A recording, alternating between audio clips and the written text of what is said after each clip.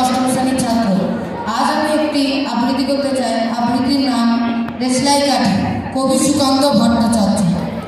আমি একটা ছোট্ট দেশলাই কাঠি, এত নগণ্য হয়তো চোখেও পড়ি না, তবু যেন মুখে আমার উসখুস করছে বারুদ, বুকে আমার চলে উঠবার দুরচ্ছ্বাস। আমি একটা দেশলাই কাঠি।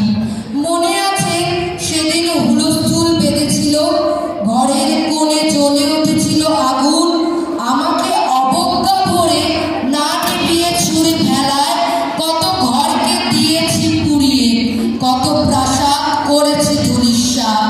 আমি একাই ছোট্ট একটা দেশলাই কাঠি, এমনই বহু নগর রাজ্য দিতে পারি ছাড়খাড় করে, তবু অবজ্ঞা করবে আমাদের।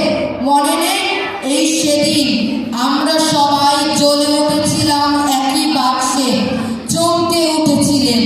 আমরা শুনেছিলাম তোমাদের বিবর্ণ মুখের আর্তনাদ।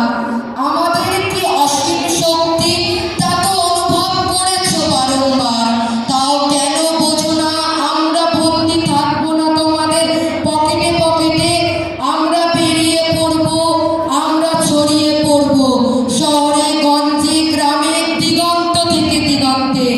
আমরা বারবার চলে নিতান্ত অবহেলায়, তা তো তোমরা জানো, কিন্তু